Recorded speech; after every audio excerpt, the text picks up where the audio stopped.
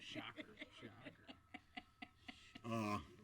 Alex Grant, former city councilman, on 8E on the multipath. Hey, Alex, would you talk into the microphone rather than into your... Yeah, multipath 8E. I am familiar with a multipath way over railroad tracks in the village of Bellwood, which is American Disability Path walkway, and that was over 3 railroad tracks. You could construct one over 1 railroad track, which would very easily be used by a reinstatement of the Floridian passenger rail service by Amtrak that is being proposed by upper management of Amtrak, and I can corroborate that. They're planning to run a long-distance passenger train from Chicago through Nashville, Atlanta, Jacksonville area, down not to Miami, but to Southwest Florida, including the Lee Collier County line.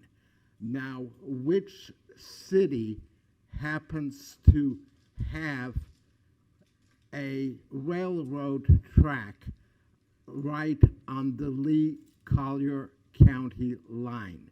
So where do you think Amtrak would put a passenger rail station at their cost, not your cost, at their cost, for, let us say, 200 people getting on the train in the morning and another 200 people coming from the Chicago, Atlanta area to Bonita Springs?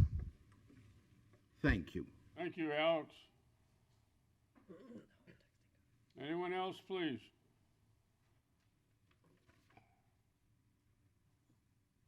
Okay, moving on to the consent agenda, which is developed by our city staff.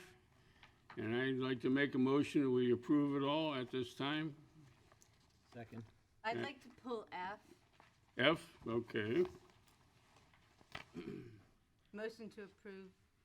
Motion to approve the rest. Second. Debbie? Councilwoman Carumba? Aye. Councilman Purdon? Aye. Councilwoman Carr? Aye. Mayor Steinmeier? Aye. Councilman Corey? Aye. Councilman Gibson? Aye. Councilman Forbes? Aye. Yes, Laura? You've pulled F? Yes. The way the situation appears to me is it's like the Wild West. There's no rules. One truck will be there from 8 a.m. to 11 p.m., variable times. So, you know, is there any feedback from the community about having a food truck open at 11 o'clock at night? I just think that we should have, we can't say, we can't restrict the food trucks based on the new rulings from the Tallahassee, but we can restrict timing. And I don't know, 8 a.m. to 11 p.m. at night seems like a very long, you know, a window to be open. I know that you ask for everything, but I think that as a city, we might want to put in some guidelines that says, you know, I understand it's based on the association, the Community Association in Pelican Landing. So what are their hours? Because that will dictate who's around. And that would be how I would like, so. Okay, anybody else comment on this? Jesse? Yeah, I'd like to hear from the council person who represents Pelican Landing on. You gotta talk up, someone, you gotta get this. I would like to hear from the council person that is in Pelican Landing and their thoughts on it, because maybe they've washed some of this out already, and I don't know that they have or haven't. I've been pro food truck since the beginning. I want to say that Pelican Landing was against us doing the food trucks, though. So I could be remembering that wrong. So if that's not the case, then fine. But whoever represents that area, I'd love to hear. If this has already been shaken out and approved by them, I'm good to go with it. And I don't really, as far as restricting the times, it's a community. I mean, it's a condo association. If anybody's going to restrict times, it's going to be them, probably. I'd guess. But those are my. Anybody else? Well, I really would like to hear from, is John Dolmer here? Because the way this is written, I had some confusion with the way this was written, because it was not my understanding. Sounds up. Can anybody hear out there? Yes, Okay, I'm sorry. all right.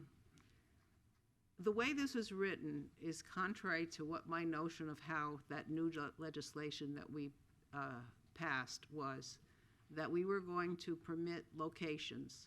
And that's basically what we're doing here, and I think that's why we have expansive timing there, because rather than having to permit each individual event, and I know in Pelican Landing, because I live there, that they don't run them from 8 o'clock in the morning to 11 o'clock at night, but sometimes they have food trucks there in the morning for breakfast, so then they would run them from 8 o'clock to 10 or something like that.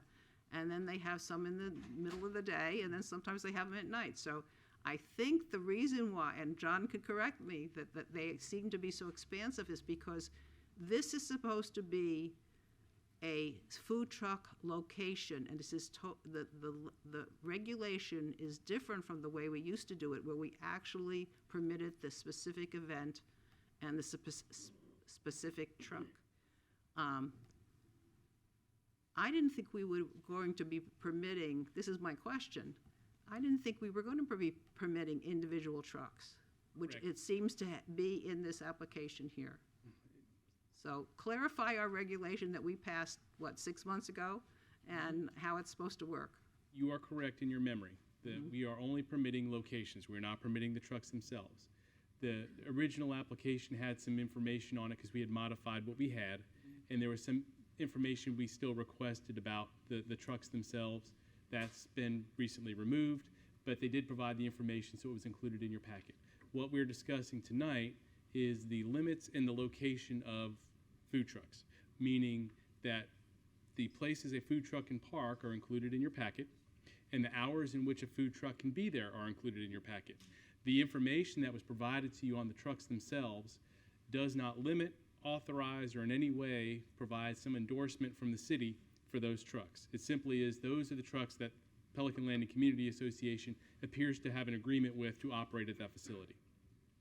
You are correct. We have no authorization and no authority from the state to regulate a food truck. So the only thing we are discussing here tonight is the location of those trucks for this application and the hours at which a truck can be located at those 2 points. So everyone has been very accurate in their statements tonight.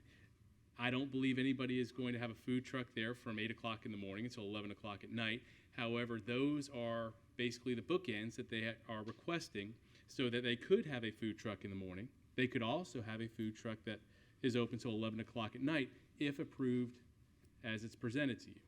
Obviously, as council, you have the availability to modify that for particular reasons and to provide consistency if you feel there'd be a more appropriate time. However, at this point, I would imagine knowing how those have operated at Pelican Landing in the past, I don't know of any that have been out there that late.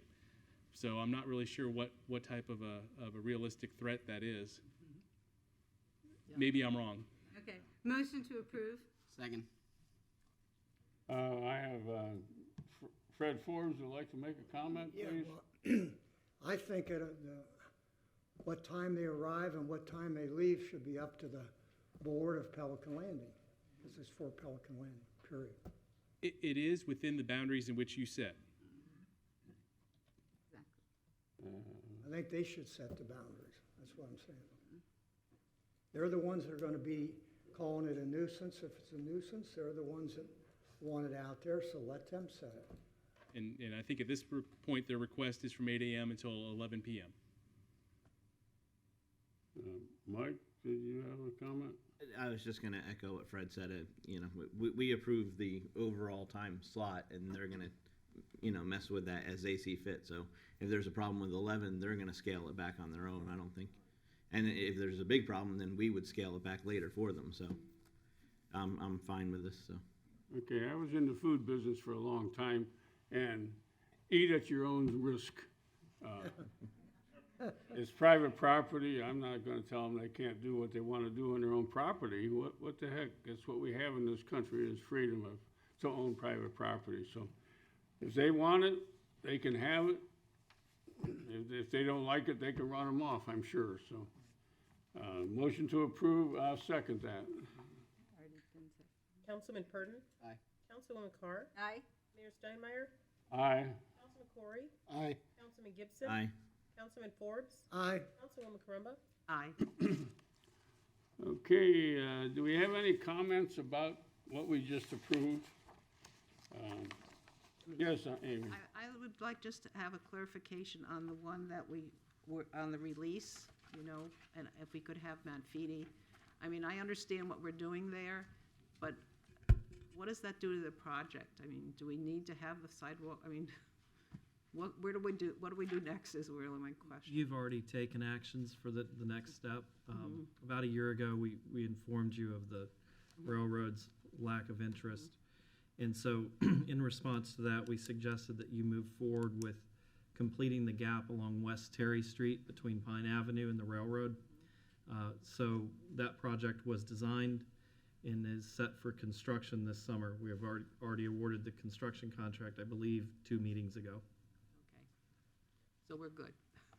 Yes. Okay. This was just cleaning up the paperwork then. We tried to work with the state to see if we could use it in an alternate location, and unfortunately, they weren't able to do that. Thank you very much for the clarification. Okay, any other comment? Yes, Jesse. Yes, I just wanted to say that as far as the Maddox Lane Sidewalk and Drainage Project contract goes, I think that's a good one.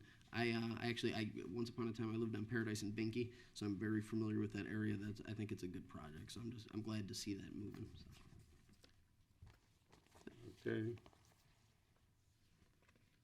Okay, we're moving along here. Anything else? Did we vote? Well, now we got to the presentation. Is that right? I think we have to, did we clear all the agenda items, or did we have to vote on the one that was pulled? We voted on it, didn't we? And then we You continue. voted on both consent Yeah. for the balance, and then you vote on the specific. Okay, thanks. That's straight. Okay. Let's move along here. Presentation. So, Mr. Mayor, Yes. we have a presentation from our consultant Singhoffen and Associates regarding work they've been developing for drainage improvement project through a FEMA grant that we have to help the communities that surround the Bonita Springs Golf Course up off of Paradise Road and Maddox Lane. So we'd like to have a presentation from them and then receive some guidance from council on next steps. Welcome, gentlemen.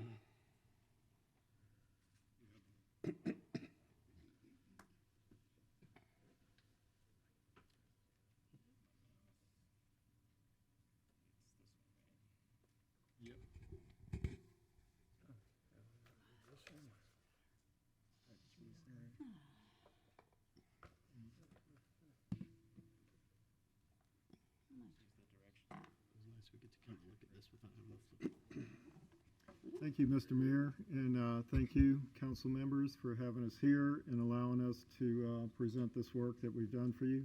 Can you speak up, Peter? Bring the microphone closer. Can you hear me now? Sort of. Sort of? Does that think it gets any closer? Okay, let's try that.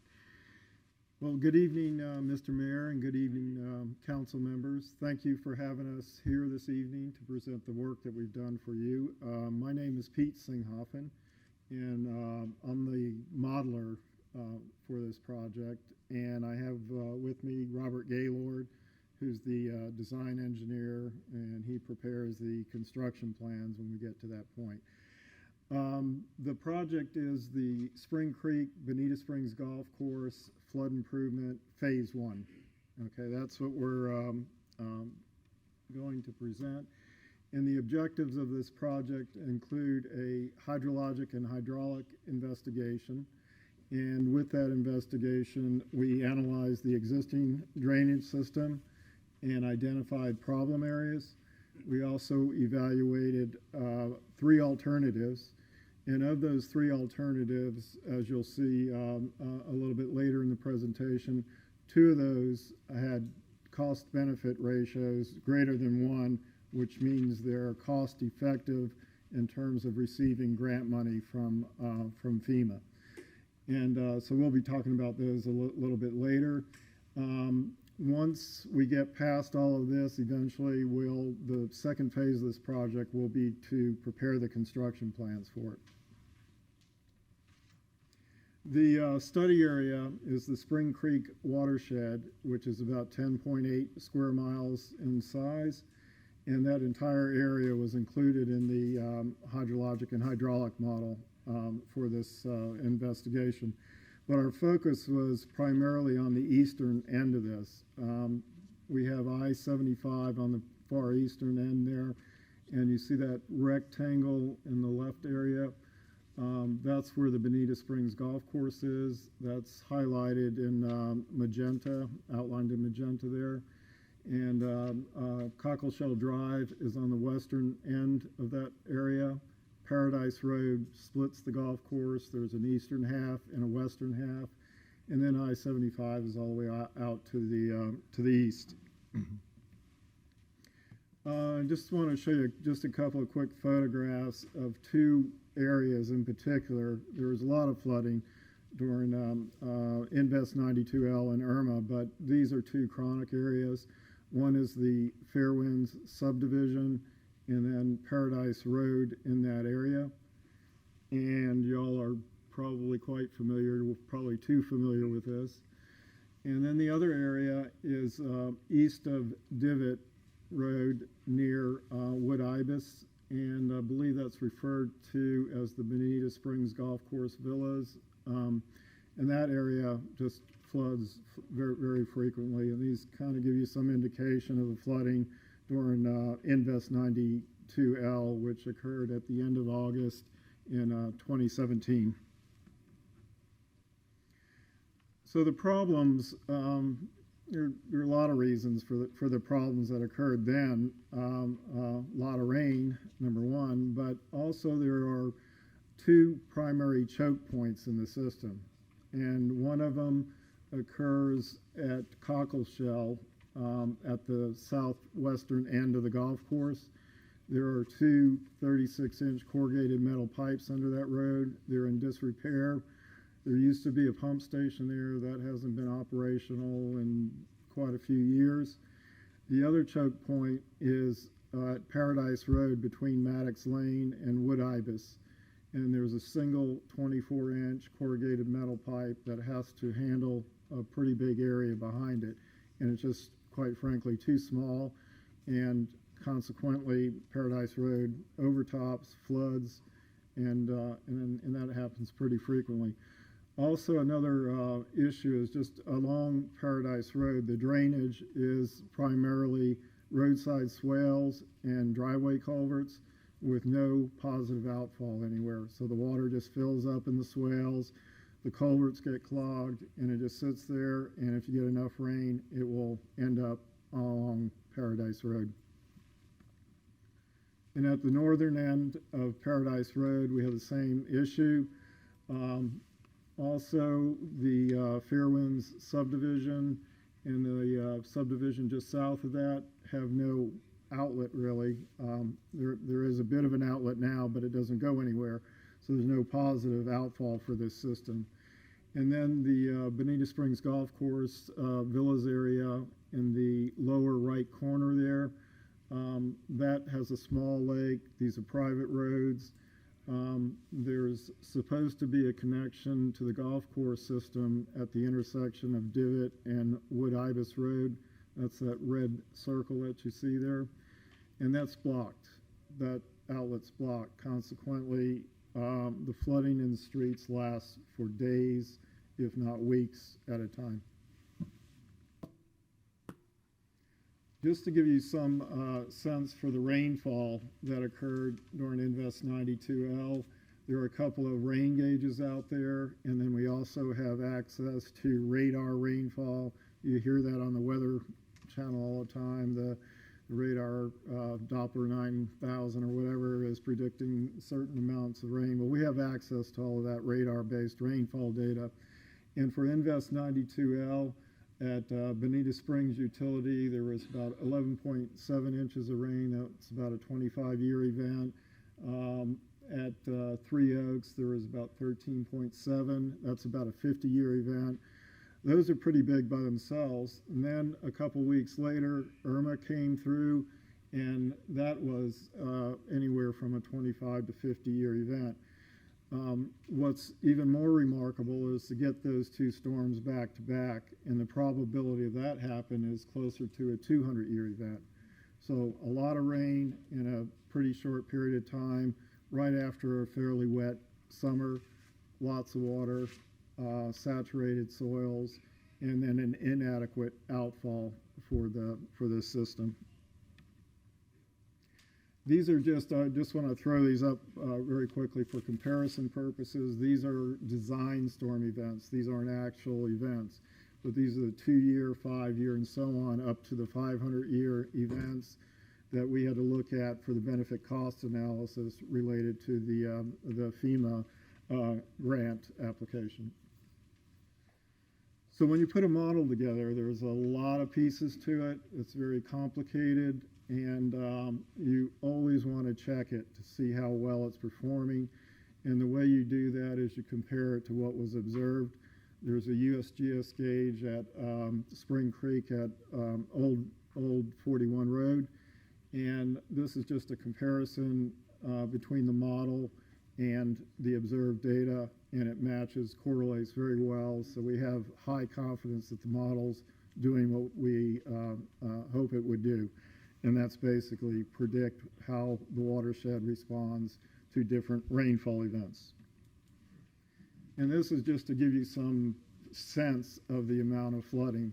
On the left there, all those blue areas are flooded streets and roads, and that was from Invest 92L. And then on the right, it gets even worse, and that's Hurricane Irma. So lots of water standing, some of it a few inches deep, some of it a foot or two deep, depends where you're at. If we look at 4 locations, I want to look at the 2 choke points and then at the 2 subdivisions that experience the chronic flooding, Fairwinds, and then the Bonita Springs Golf Course Villas area. This first is at Cockleshell, where the golf course area, the southwestern portion of the golf course area discharges. There was a little bit of overtopping for Invest 92L, and then Irma, there was over a day of flooding along Cockleshell at that point. And then at the other choke point, this is at Paradise Road between Maddox Lane and Wood Ibis. And for Invest 92L, there was about 3 days plus of flooding of the road in that area. And then Irma, there was another 3 days or so. So the water comes up, floods the road. That doesn't mean it's not passable, but it floods for quite a bit of time. And again, because there's no well-defined outlet for this system. This is at the Divot and east of Divot Drive in the Bonita Springs Golf Course Villas area.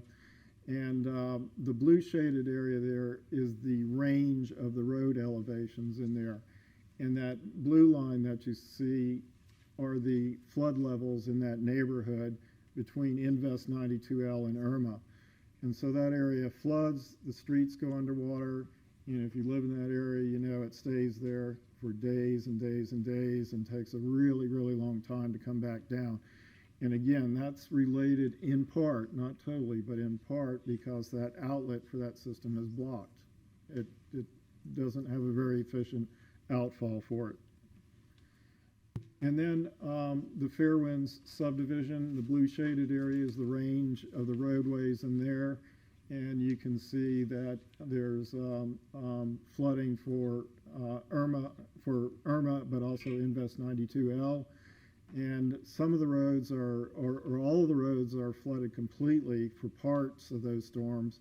But then a lot of the roads, pieces of the road are underwater for days. So, and again, this system really doesn't have an outlet, a positive outlet.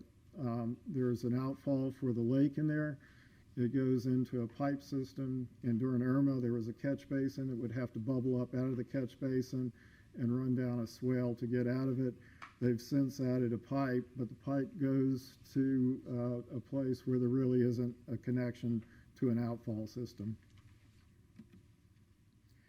So we looked at the three alternatives that I mentioned earlier, and we wanted to provide a primary drainage system that allows for future connections of both public and private secondary drainage systems.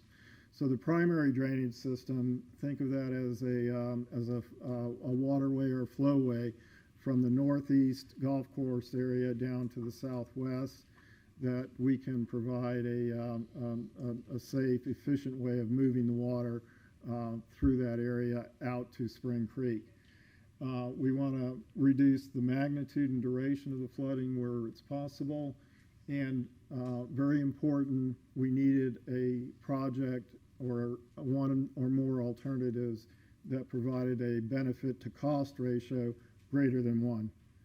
That was critical to get the FEMA funding, FEMA grant money, which is about 75% of the project costs. So very important aspect of it. What we didn't do is, as we were working in the golf course area trying to move water around, we didn't plan it for optimal land development. We were looking at what's the most efficient thing to do relative to the city's needs. How can we make this work the cheapest and be the most effective? We had a constraint relative to solving all the problems. A lot of these problems occur on private property, and we really couldn't do any work on private property. We can identify the problems, but we can't really solve problems on private property. So that was a constraint. This is, with the three alternatives, all of them have these things in common. All of the alternatives require that we open up the choke points. And those choke points, as I said, were at Cockleshell at the southwestern end of the golf course. And the other choke point was under Paradise Road between Maddox and Wood Ibis. So we're proposing to replace two 36-inch corrugated metal pipes in disrepair with three 48-inch concrete pipes.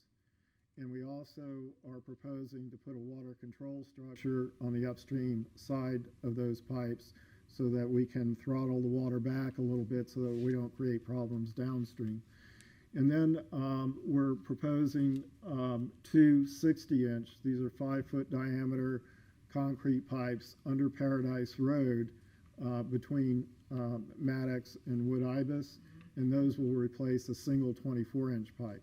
This will allow us to move the water pretty efficiently through this system without backing the water up. So they're big pipes, but we don't want to create a lot of like friction losses through the pipes that would back the water up. So it's going to be a very efficient way to move the water. We're also proposing, as you'll see in a second, the flowway will run parallel to Paradise Road between Maddox Lane and Wood Ibis and a little bit farther south there. And so we'll have to add two 60-inch concrete pipes at the driveway of that center subdivision. We're also suggesting that the outlet for the Bonita Springs Golf Course Villas area, this is the Divot Wood Ibis Road area, that outlet be unblocked and we connect it up to the golf course system so that it has a place to send the water. And then we're also proposing a 30-inch concrete pipe parallel to Paradise Road that would connect up to the Fairwinds outlet and provide a place for that water to go. And so instead of locking it all back in the system, we're providing a positive outflow out through the system in a controlled, safe manner. These are the three alternatives. So again, each of these alternatives had those same components. Unchoke those two locations, put in a few of the pipes, but how we move the water around the golf course area is a little bit different with each of these alternatives. Alternative one, shown on the left, includes both storage and conveyance. And conveyance is basically the ability to move the water from one location to another. And the reason for the storage is to slow the water down. If we move it through too fast, we're going to impact areas downstream. So we put a buffer in there, we dig out some of the existing lakes on the golf course, make them a little bit wider in places, create a little more storage, and then the water control structure at the southwest end of the golf course, right by Cockleshell, we use that to throttle the water back and help prevent creating any adverse offsite impacts. The second alternative is primarily a conveyance system with a minimal amount of storage in it. So this is, you might think of this as a bare bones. How can we move the water through the system the quickest with the least amount of land? The amount of land required for alternative 2 is about 35 acres of the golf course area. Alternative 1 needs about 10 more acres to add the storage to it. And so this moves it through efficiently. The downside is there are some minimal impacts off-site that we have to be concerned about. And then the third alternative is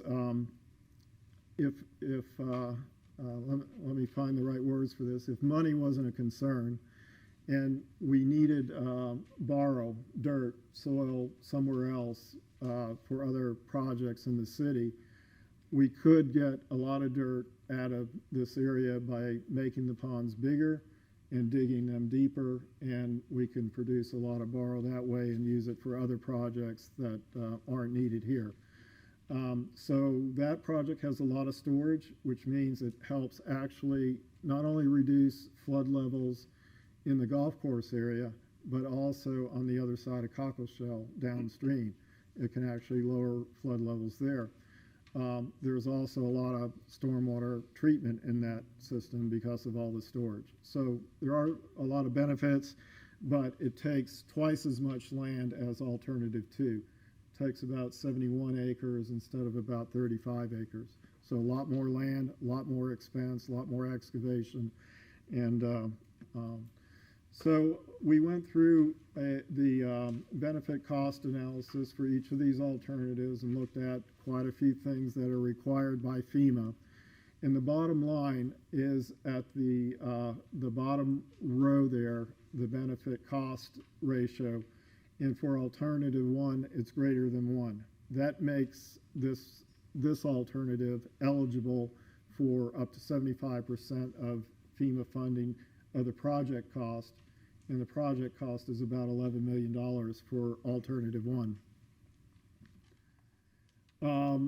Just real quickly, these are more charts and graphs, and the bottom line are these graphs are the alternative reduces flooding a little bit at Cockleshell, reduces the duration of flooding at Cockleshell. It reduces the flooding in the Paradise Road between Maddox Lane and Wood Ibis a lot. It drops it well below the road level there. So if this project was to be constructed, there wouldn't be flooding of Paradise Road in that area for Invest 92L and Hurricane Irma type rainfalls. We can't solve the flooding problem completely east of Divot Road and the Bonita Springs Golf Course Villas area, but we can sure cut the duration of flooding way back just by providing a positive outlet for this whole system and unblocking the outlet to it. And then same thing for the Fairwinds. We can't solve all the street flooding problems, but we can greatly reduce the duration of flooding in that area. And one other thing that we have to look at with each of these alternatives is what are the impacts downstream of the project? How are we affecting that? And there's a lot on this, but just think of this as this is west of Cockleshell, so this is downstream of the outlet for the golf course system. Where you see those green arrows pointing downward, that means those are areas where we were able to reduce the flooding for Irma 92L type conditions. So a slight decrease. That's roughly about an inch or so. The good thing is there are no red arrows pointing upward on this alternative. That's what we want to avoid.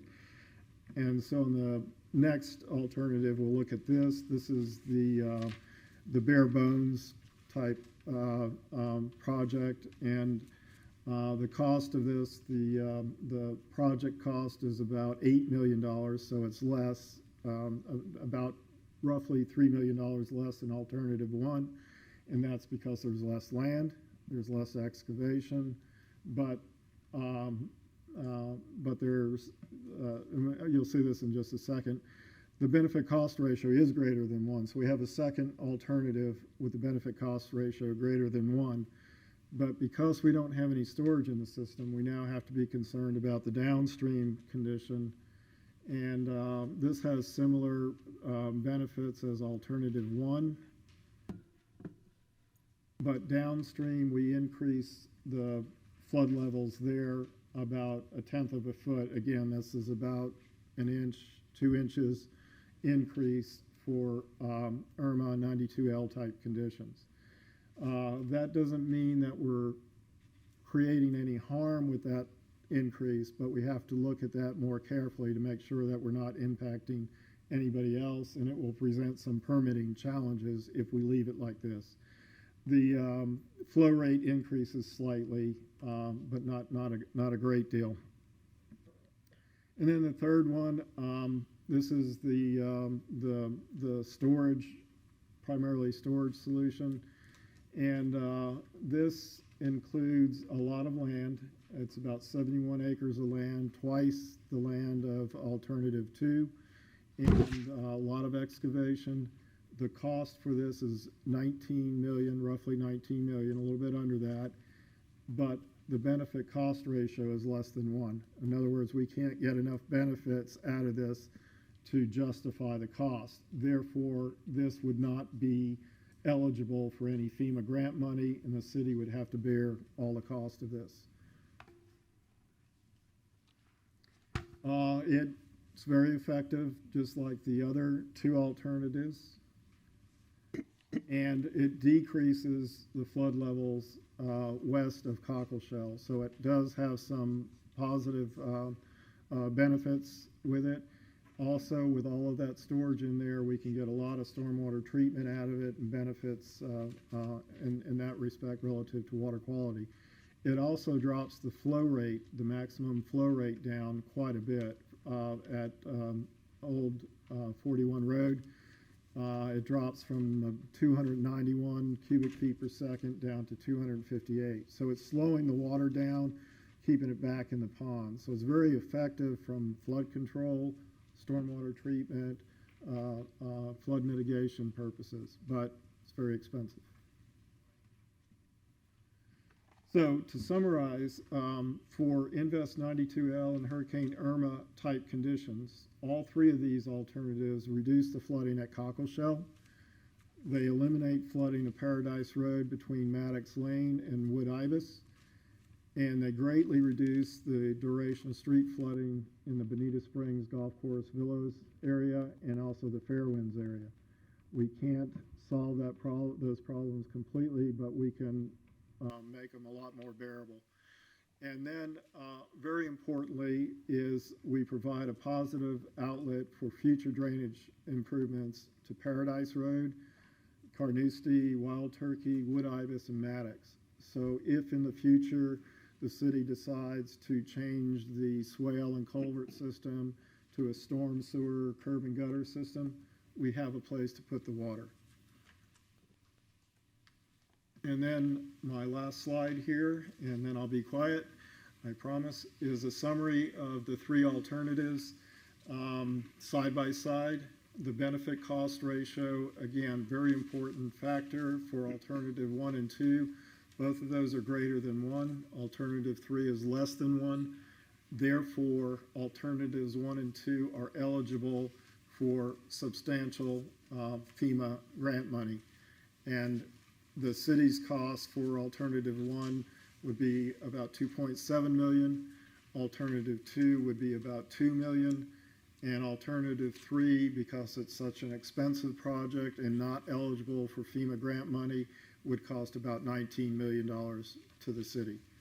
Again, the downstream impacts for alternative 1 are neutral, minor increases for alternative 2, and alternative 3 has some beneficial downstream impacts, both in terms of water quality and flood control.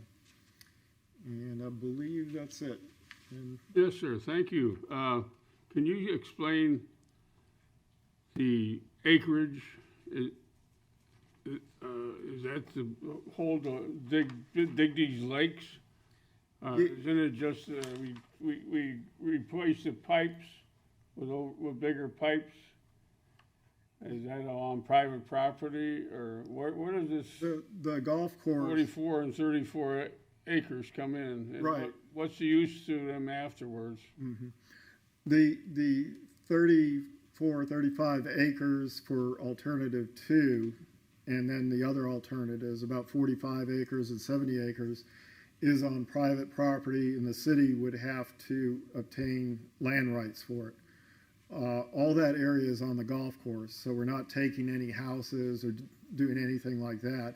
It's all on the golf course, and that land is needed to construct these flowways and the stores, the ponds, and so forth. The pipes under Cockle Shell and under Paradise, I believe those are public roads, so you wouldn't need land rights for that, but you would have to construct those. But all the other areas are on the golf course area, and you'd have to obtain land rights for that. So you don't have to relocate anybody's home? No, not at all. That's good. Amy Caramba? Just a quick technical question. The discount rate, is that statutory, or how do you pick 7%?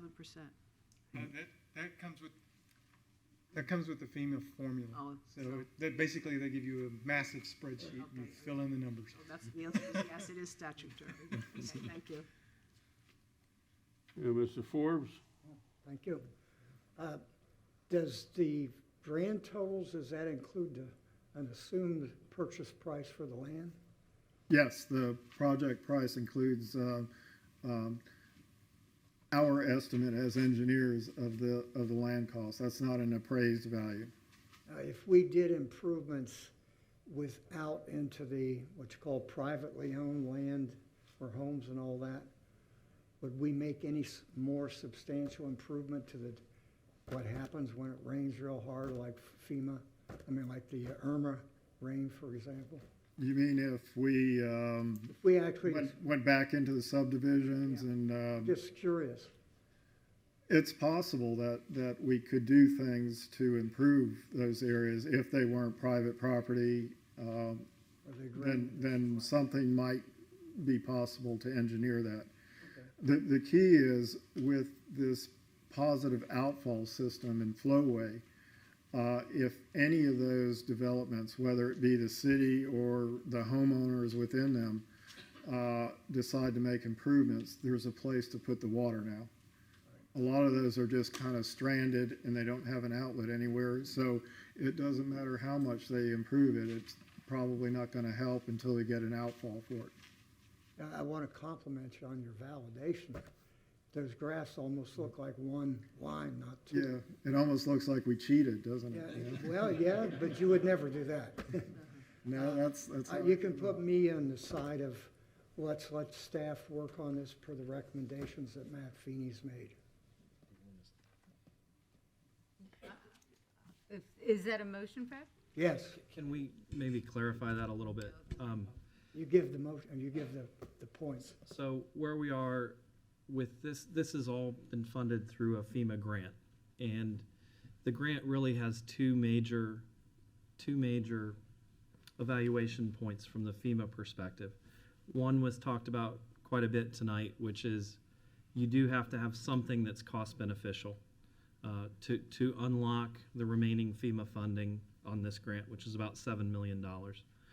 The other component to the grant program is if we need any property that isn't city property, which we do, you saw that tonight, we have to have a willing seller. So we, to this point, we have not spoken to the golf course about any of these ideas, or the golf course owner. But at this stage, I think, we're looking for direction to have us work with them, probably along the guidance between alternative 1 and alternative 2, so that we can hammer out, some amalgamation that has these same benefits, so that they can agree on the property to sell us. And to clarify, I think the agenda item was kind of specific, asking us to direct to one of the alternatives. I think we'd want it to be more generic than that, just to allow us to take this study to the next step and begin talking to the property owners on how we could accommodate a project on the property that still meets the criteria of the cost-benefit analysis. So just to clarify for the public, you're saying that it would be a hybrid potentially of the two? Potentially, it needs to be discussed with the property owner how we can accomplish that. Or it's also possible that, Yes, Amy. I'm sorry, that there could be some adjustment to that so that it would be still giving the same result, but the property owner might have a different idea. Isn't that true? Correct. I think that's why at this point we need to be able to have some discussion with them. Can I just ask, how do you create a positive outlet? I did push my button. It didn't show up over here. But I can let Pete speak to it, but it's pretty simple. It's gravity. So these folks are trapped in a situation where they aren't able to move the water over a imaginary hill. But if you provide connective points that gets you to a point that's lower, where the water can flow, that's a positive outfall. Yeah, let me chime in here. Is this, you probably don't know whether this private property is owned by one person, or you have any idea? I don't know that personally, but I imagine. I've heard the golf course was sold to somebody. So most of this is on the golf course property? Correct. The public records are showing that there's, we're understanding that there's one property owner currently, and there's also a contract on additional property from that same property owner. Okay, where do we go from here? Mr. Mayor, I think what staff is asking for is they're asking to proceed based on the recommendations here to discuss with the property owners in question alternatives 1 and 2 to see if we can get a willing seller. What Matt is asking for, or is detailing as far as how that can be modified, is the structural components that you saw in the presentation, the various actual fixtures would probably be the same no matter what, but the actual shape of the water body may change to conform to something that meets our pricing requirements, meets the property owner's development requirements. But literally, as Matt's explained to me, you could move the water in a different pattern, but we need to make these choke points get resolved. So we need to discuss all those issues with the property owner, who appears to be one property owner is half the project, and then based on submittals to the city, they are a contract purchaser for the remainder of the property. But we have to have a willing seller? Is that Yes. what you're saying? If they don't wanna sell it, then we're stuck? Then we would look at options that would not include FEMA funding. Okay, well, Additionally, Mayor and Council, should you want us to proceed with the conversation with the property owner, we would also be coming back with a change in scope to the project that we have now with our consultants, so that we could have their technical assistance in talking with the developer. okay, very good presentation, and thank you, gentlemen, coming down from Orlando to enter our brand-new remodeled city hall. It's still pretty nice, isn't it? It's beautiful, and Thank thank you you. for having us here. I make a motion to approve, Second, What are we approving? to let staff to proceed. proceed, to discuss. To go talk to the people? Okay, any other comment? Do we need to Motion vote on it? second? It's second. I seconded. Roll Councilwoman- call, please, Councilwoman Debbie. Carr, Aye? Mayor Steinmeier, Aye. Councilman Corey, Aye. Councilman Gibson, Aye. Councilman Forbes, Aye. Councilwoman Corumba, Aye. Councilman Purdon. Aye. Okay. Thank you, gentlemen, and, Thank you. anybody reject to having a break? No. Take a 10 or 15-minute break. Thank you, people. 15's I'm getting hungry. That neighborhood. Well, look how you said the cost includes an estimate.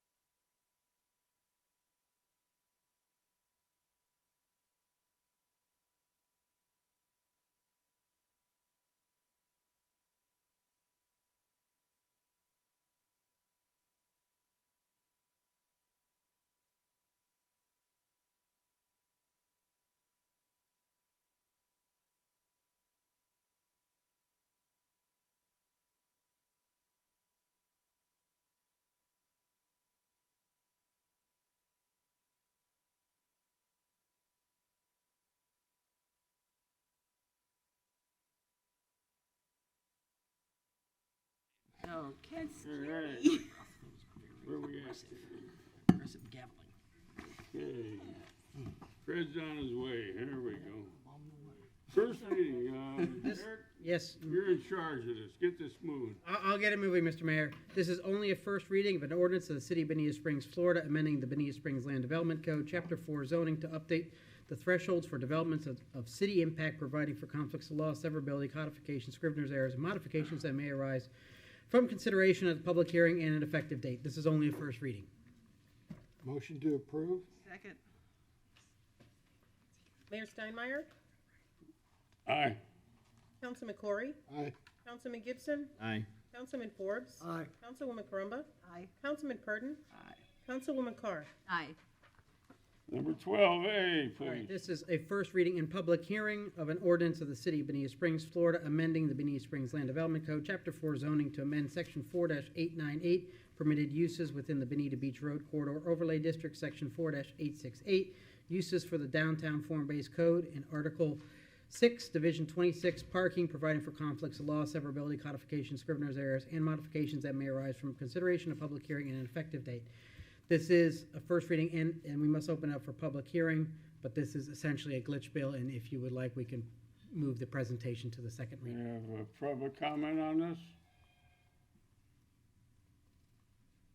Motion to approve? Second. Debbie? Councilman Corey, Aye. Councilman Gibson, Aye. Councilman Forbes, Aye. Councilwoman Carumba, Aye. Councilman Purdon, Aye. Councilwoman Carr, Aye. Mayor Steinmeier. Aye.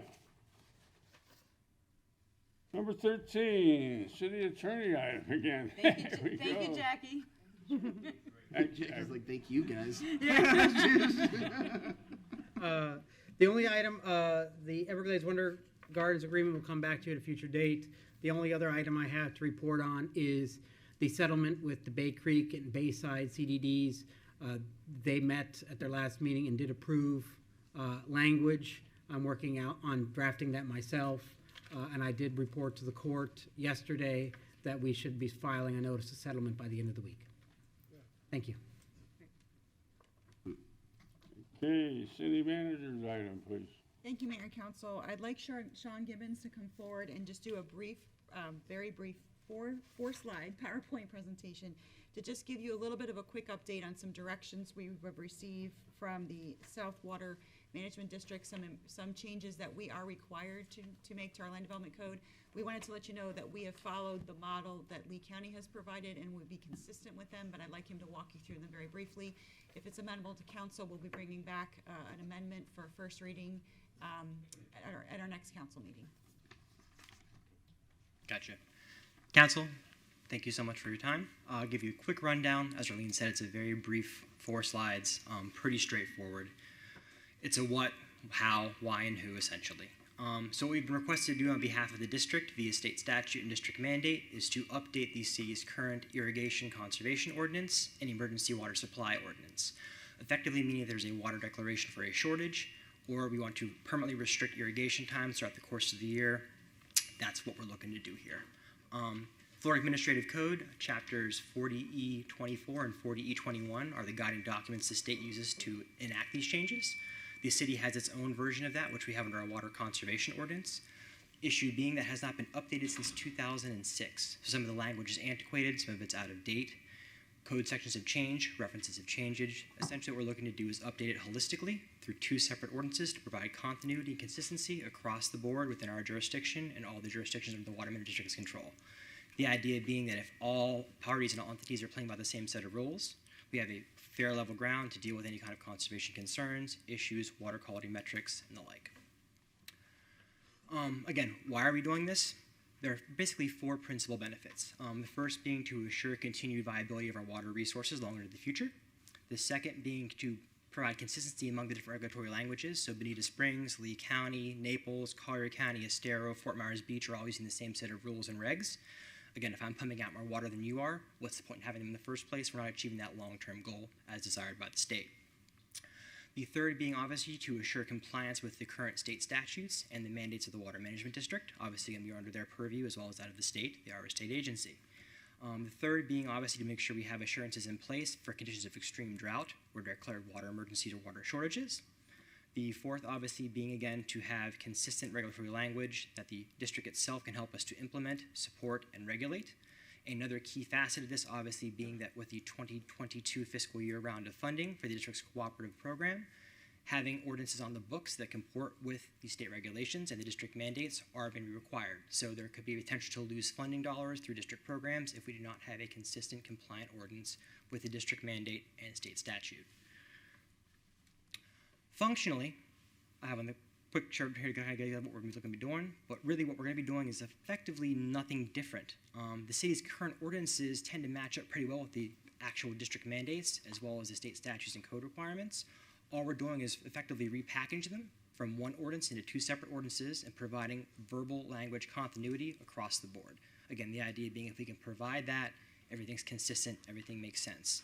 Regulators, professionals, contractors, legislators are operating off the same set and text.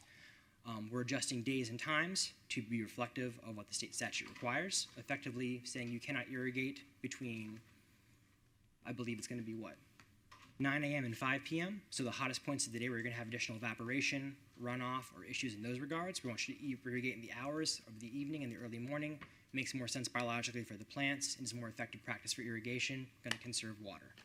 There'll be day restrictions for even and odd addresses, 2 days a week for a maximum.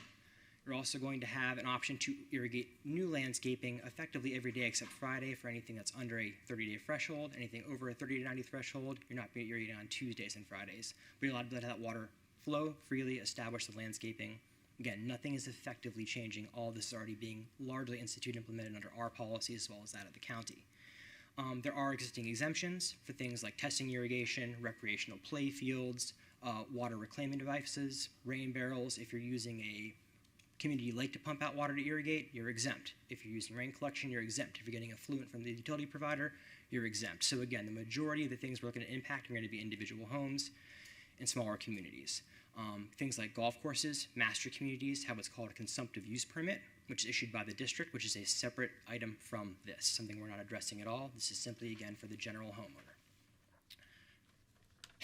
How do we do this? Well, we're seeking your direction to go ahead and start to draft language to amend our current set of regulations, again, via two separate ordinances, one for water shortage declarations, one for irrigation conservation measures.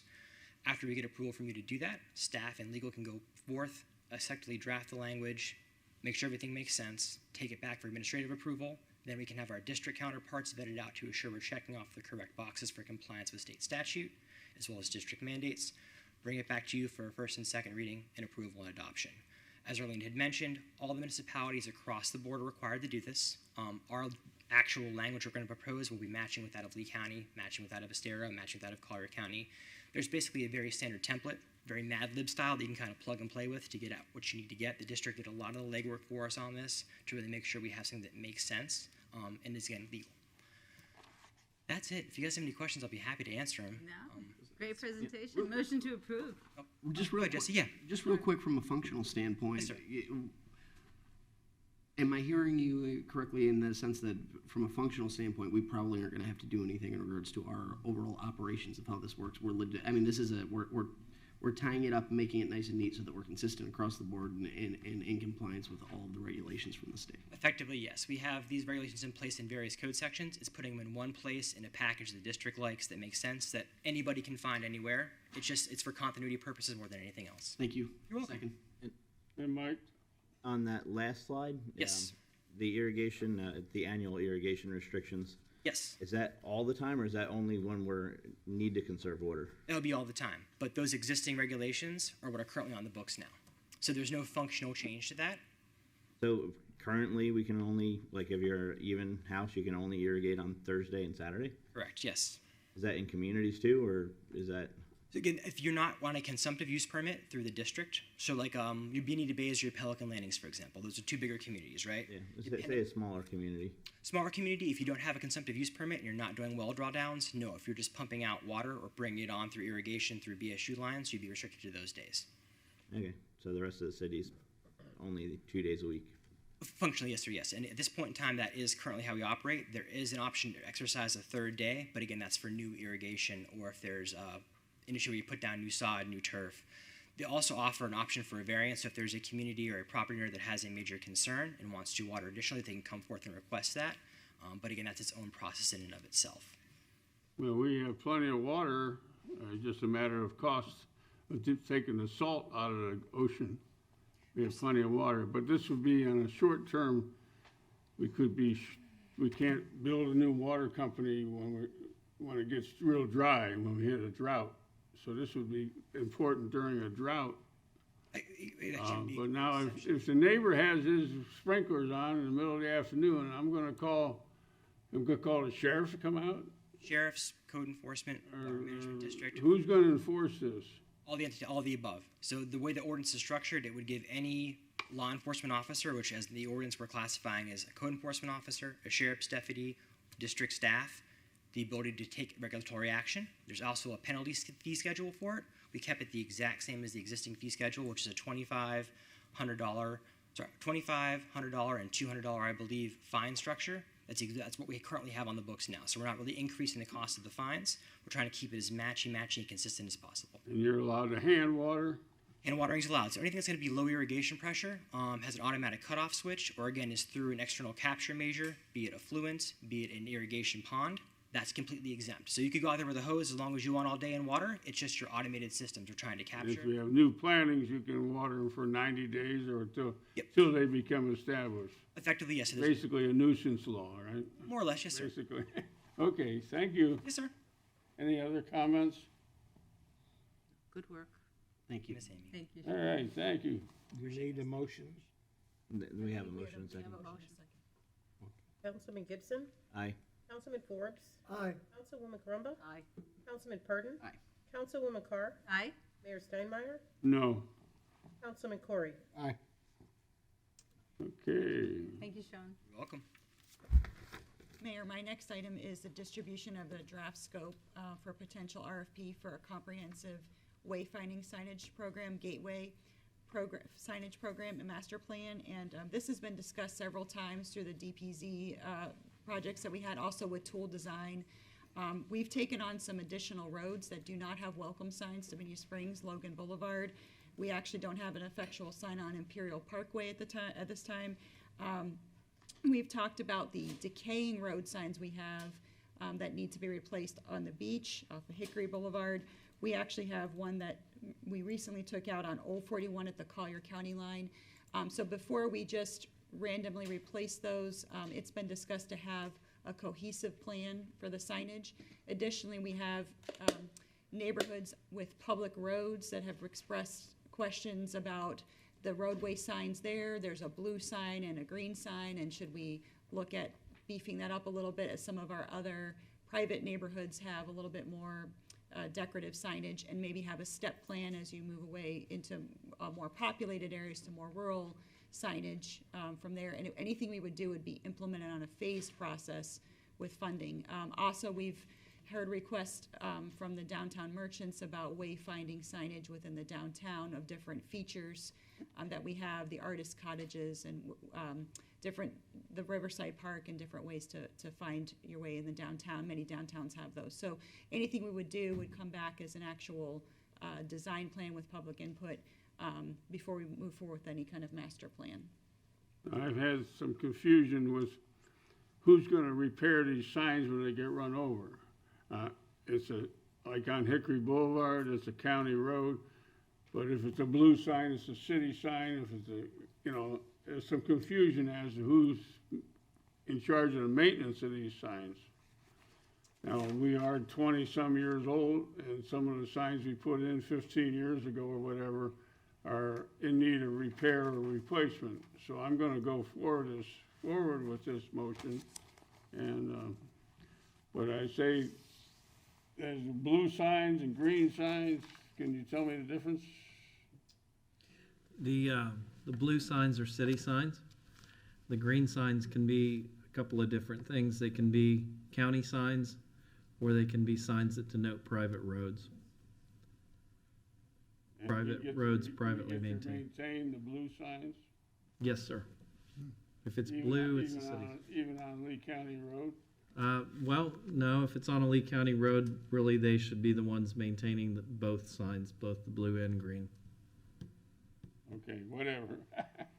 Okay, motion, I make a motion to approve. Second? Any more comments? Debbie, please. Councilmember Forbes, Yes. Councilwoman Carumba, Aye. Councilman Purdon, Aye. Councilwoman Carr, Aye. Mayor Steinmeier, Aye. Councilman Corey, Aye. Councilman Gibson. Aye. My remaining items, I just wanted to again welcome everyone, and we're very excited that we're hosting our first meeting back home here. We just ask that you work with us as our staff is still in the process of moving in. We do have an extra Wednesday in the month of June, and we're going to take full utilization of that and moving the staff in. Currently, please do still use the Recreation Center for anything you need to drop off or pick up until we get the mailboxes established here, and our reception area is still at the Recreation Center until we can move the staff back in here. We're hopeful to do that by the end of the month, but when our staff comes in, we were hopeful to have all their furniture in place and their computer ready to go so they're able to start up. So we're going to be moving on in the rest of the month. So additionally, just as a reminder, I'm sure everyone remembers that June 1st is the mark of our hurricane season. Please visit legov.com/hurricane for information for your families, to make sure you have your own personal plans in place. There's also additional resources there. Also, the Florida legislature is offering tax-free hurricane purchase of supplies right now until June 6th. That's tax-free from the state. So please take advantage of that to get all the all of the items you need to prepare. We did want to advise that Lisa has been given a down payment on our U.S. Treasury transfer from the American Rescue Plan. In our bank account, we have received 50% of the allotment. The entire allotment that was dedicated to the city of Bonita Springs is $7,241,423. We did get a payment of approximately $3,600,000. We still have not received the contract for that or the actual allowable uses of those funds. So we have the funds in place, and we would need to come back to you with a list of prioritization of what we could spend it on once we receive that direction from the state. Okay, it's invested making interest, huh? It's At 1/10 of 1%. Okay, thank you, that's good.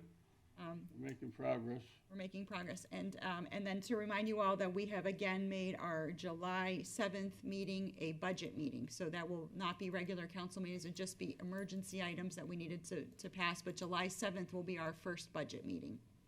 Okay, our next meeting will be here. The next meeting will be here. All of our next council meetings will be here, and we're working to also have our zoning board and LPA meetings here as You don't well. have the date for the next meeting? Our next meeting is June 16th. June 16th at 9 a.m.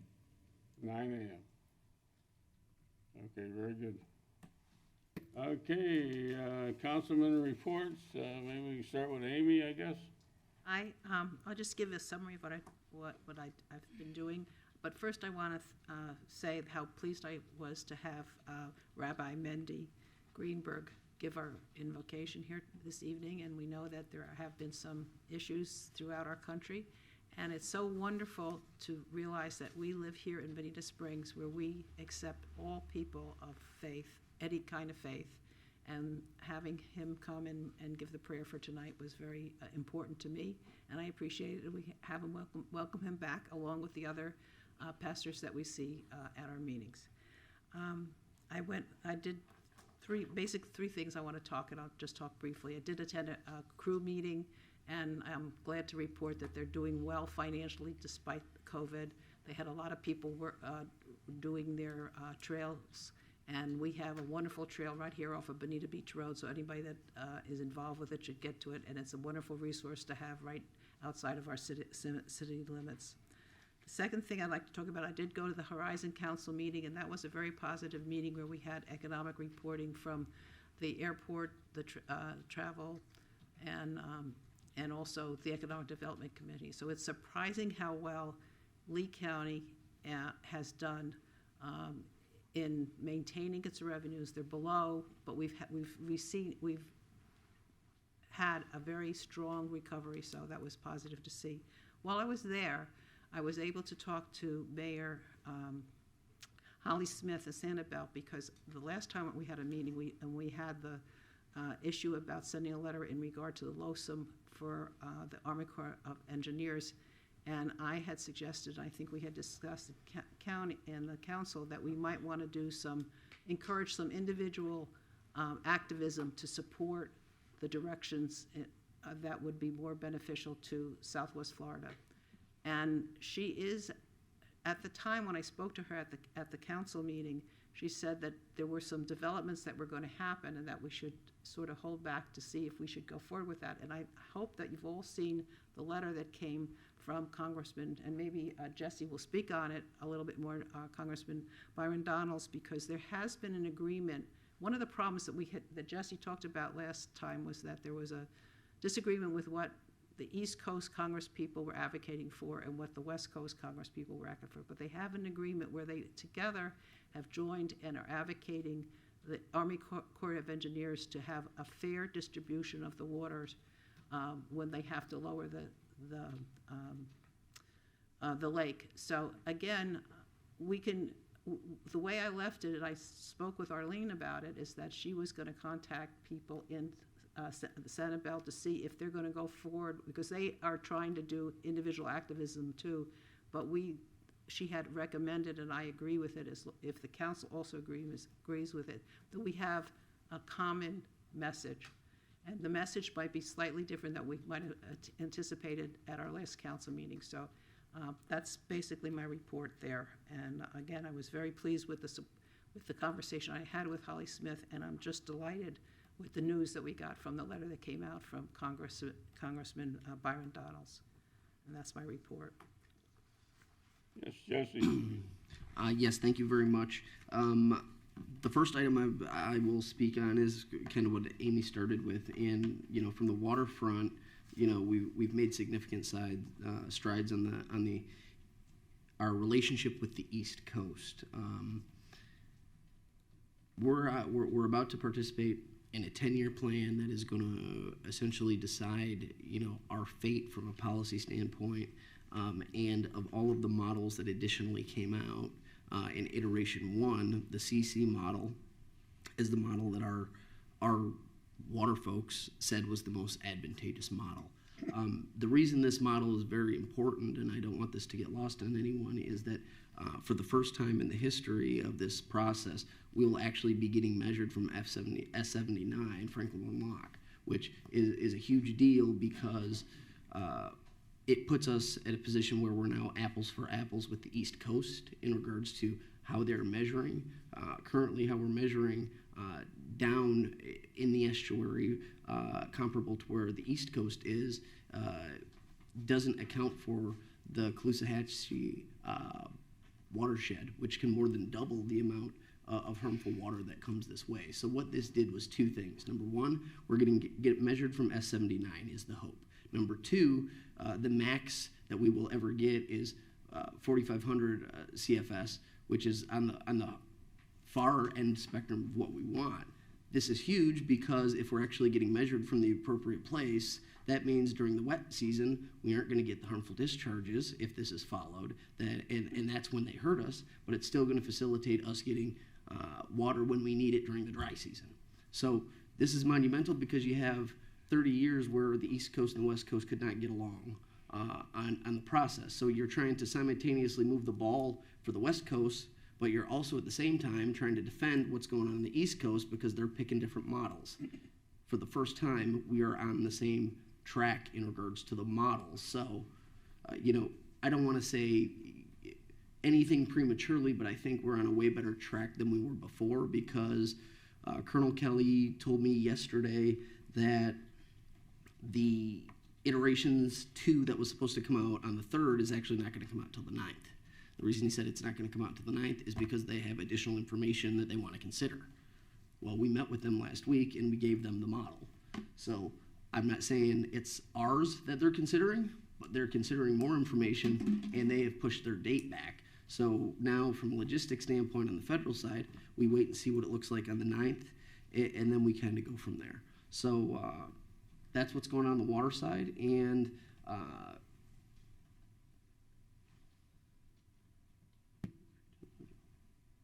Okay, so, council, you guys know this, but so this is more for the general public.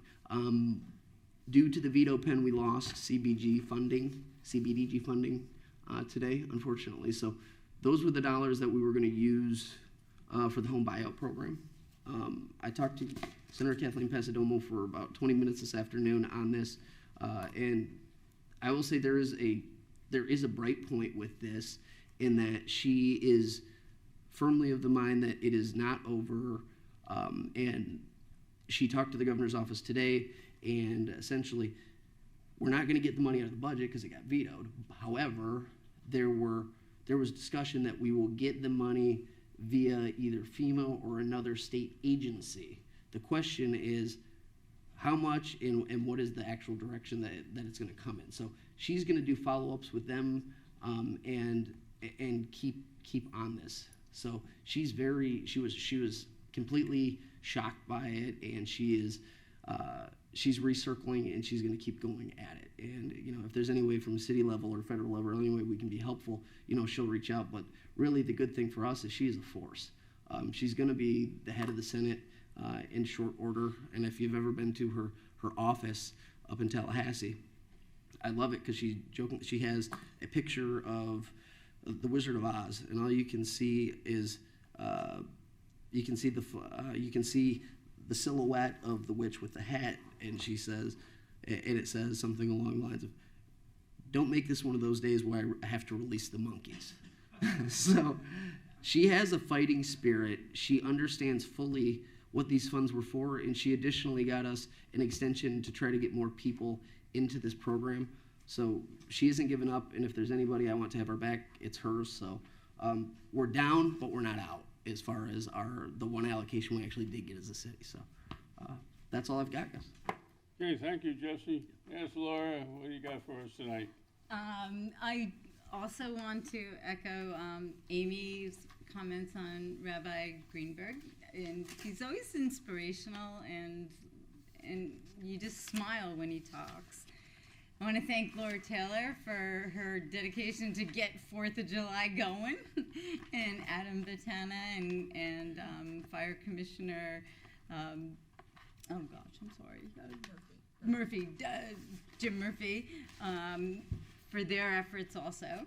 And I'm also very grateful for Governor DeSantis, because we are doing well because of this man.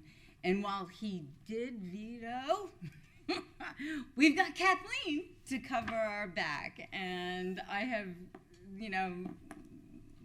just confidence that Kathleen Pasadema will be able to pull out the funding for us for this, the purchase of the homes. And that's all I got. Okay, hey, Fred, what do you got for us? Anything?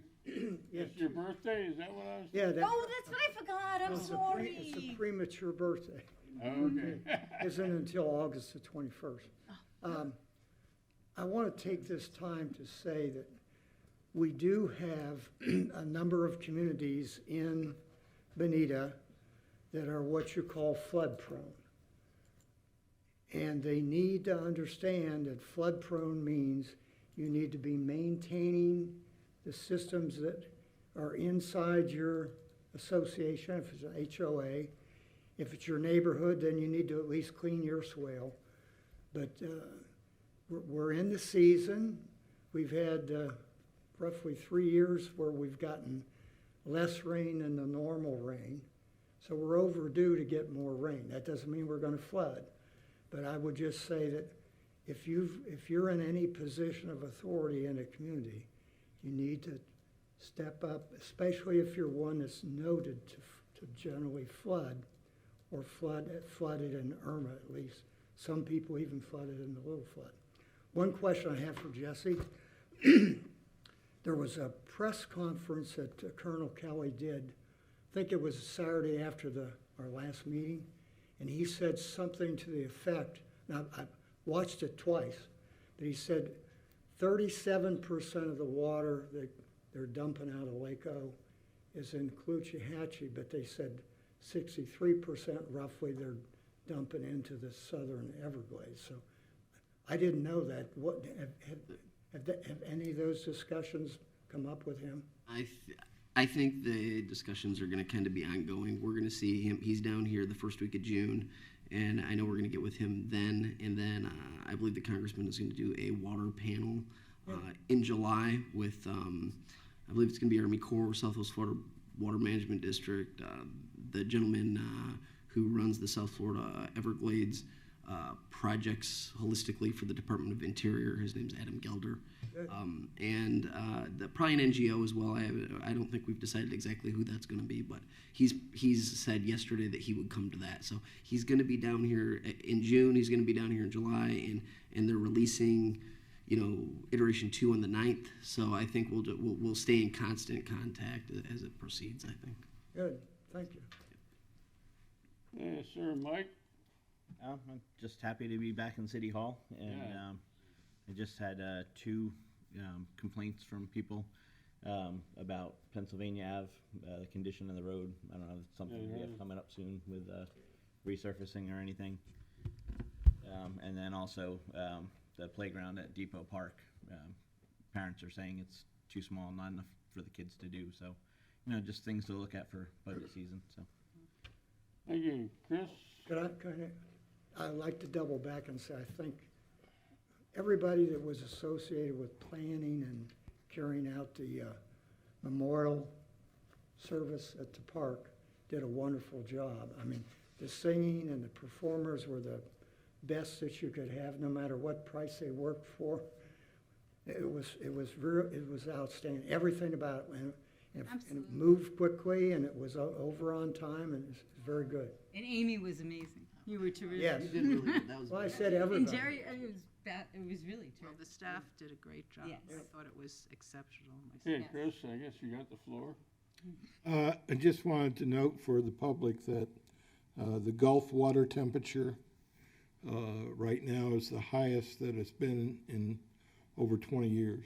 And so that as we move into hurricane season and as the tropics start to activate, there's going to be plenty of energy in the Gulf to form hurricanes. And I'd like to echo what Fred said about maintenance of swales and so forth on your own property.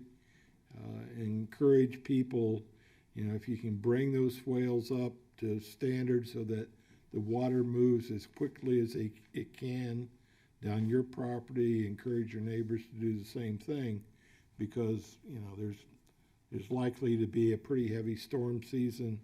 Hopefully we won't get hit with any major hurricanes or anything along that line, but the Gulf is loaded and ready to produce storms. So let's all be careful out there, and let's try to get the water moved as quickly as we can. Yes, Chris, inside a gated community, are they responsible for keeping the culverts open, or is it the city's responsibility? It's their problem. Huh? It's their problem. They have to maintain this. We maintain, the gated communities maintain their own swales and culverts and their lake system in terms of we got 80 lakes, for example, in Bonita Bay, and we maintain those lakes, and we maintain the flows between those lakes and out into Spring Creek and the Imperial River. So Did you say 80? 80. And so that's all is supervised under the auspices of Southwest Florida Water Management District. But yeah, we're maintaining all that. This is a question maybe for Matt. Does the South Florida Water District inspect anything once it's been installed? I don't. Or is it our job? I don't want to speak out of turn for them, but yes, they do have inspectors from time to time that inspect operational systems. And we do have a new person that was also monitoring, right? We hired the, But that's a water quality. These questions are about stormwater conveyance systems, 2 different things. kind of connected though. Okay, my turn. Well, thank you, Laura Taylor, for the Memorial Day presentation. That was tremendous. What else? I I'd like to thank the taxpayers, which we are all taxpayers, for this beautiful building. It's our money, we spent it, and boy, we like to enjoy it. And thank God for America that we can assemble like this and get our leaders to do what we need to do. And I really appreciate all your public comments, and we do what we can to help you get through this life. And let's see here, we got, how about the approval of the minutes? So move. Second. Councilwoman Carumba? Aye. Councilman Purdon? Aye. Councilwoman Carr? Aye. Mayor Steinmeier? Aye. Councilman Corey? Aye. Councilman Gibson? Aye. Councilman Forbes? Do you have anything else we have public comment? Anybody come from the public? Charlie couldn't get out of here without putting his 2 cents in. I know he couldn't. Thanks, Charlie. Thank you, Charlie Strader, Kent Road. I promised myself I wouldn't speak, but when I was hearing the presentation, particularly about water and the water discussions, and thank you, Councilman Corey, for scaring us there tonight. Water temperature is pretty scary. In honor of our former city attorney, Audrey Vance, I would like to do a quick little history lesson. 1845, Florida becomes a state. 1850, there's something called the Swamp and Overflows Land Act. That's when the federal government gives us all this land around the Caloosahatchee and down here around us. The Florida Improvement Group was formed in 1855, and they labeled all lands south of the Caloosahatchee swampland and subject to flood. So we're dealing with something. We're dealing with the same old story of drain, dredge, and fill. What I did not hear tonight was the words water quality or water treatment. I mean, we're going to flood. I mean, we all know that. Roads are actually oftentimes designed to flood. But all that yard fertilizer, all the gated communities, retention lakes, they have someplace to go. So for me, the best one the only thing I heard was they didn't mention the word water treatment, but if they do a reservoir, it will at least act as a wet retention pond and somewhat help the water before it overflows. We do not want to be like so much of Florida right now, and every little bit counts because it's a death by 1,000 cuts. So when you're doing this planning for stormwater, it's more than just drainage. It should be water treatment. Thank you for your time, and welcome back into the City Hall. Thank you. Mayor, Council, John Pano, city resident, business owner. I'm concerned also about the proposal for the golf course. They clearly admitted they couldn't control all the flooding, and with 1 and 2 alternatives that they had, I'm really concerned about the water that's going to go down Spring Creek. I live on Spring Creek, and I was there when Hurricane Irma came through and it flooded all through that area, so I'm actually very concerned about it.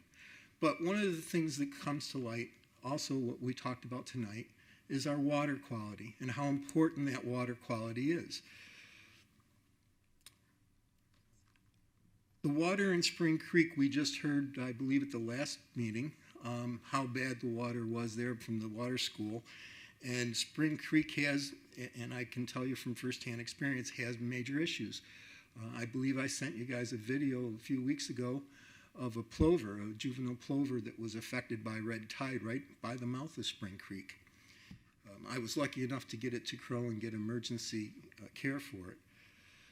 So when we talk about the plans that were up there, I noticed everybody talked about 1 and 2, and they didn't want to use 3 because it cost too much, and there's a fear about the cost. Well, in 2017, Hurricane Irma hit, and the flooding was tremendous, and the city was shut down for probably 8+ weeks. I know I was. 2018, red tide and blue-green algae hit, and we're told it was because of the flooding from Hurricane Irma. It cost us billions. It shut down the economy for over a year. So if you're talking about cost effectiveness, the third plan, which includes storage, large storage for water, which is what we need, is the most cost effective plan out there.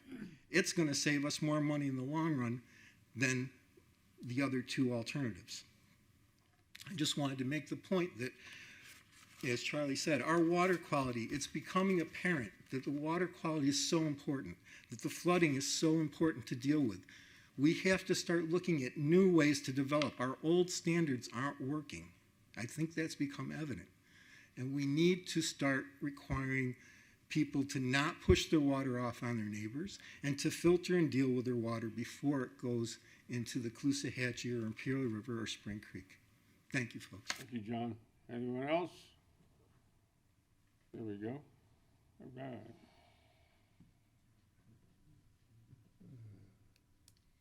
Thank you. Deb Nesselhoff from 2546 Cockleshell. So I'm directly affected by the project that we discussed tonight. And I want to totally agree with John. I know it would be so much better to use the monies we know we have to go to alternative 1 or 2 and just fix the flooding. But I'm with John. We need to think long range. We need to think big picture. That's what you guys are elected to do. Think big picture for all of us so that we don't have to worry after the flooding what happens to the water downstream. Thank you. Thank you. I'd like to make a comment about, I got a letter, email from Congressman Donaldson. He gave like 3 options. And I emailed back, I said, well, the water's supposed to, or used to go down through the middle of the state of Florida into the Florida Bay. And I said, well, I would like to restore that way, except I sure hope we don't kill the Everglades with our polluted water. So we've been playing with water in Florida for, what, 200 years or whatever. We'll keep at it. And any other motions? To adjourn? Ben, come up. Good evening again, Ben Hershenson. To pick up on what was just stated by John, I could not agree more with respect to what do you do to treat the water. And I'm going to throw out a suggestion. I got very much interested in some of the action the city's already taken with respect to bioreactors, where the water does get treated to remove the nutrients and ultimately prevent the algae blooms. I hope the city, as it looks ahead, I mean, there's just so much money you can do. But you're right.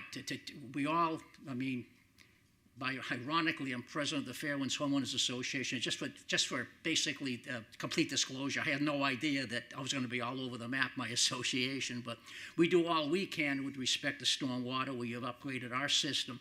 But again, as the gentleman was saying from Sinkoffen, you have to have a positive outflow. Otherwise, where's that water going to go? It's just going to back up. So this is a step in the right direction. I just hope that the city can accomplish something, that there is with respect to a willing seller.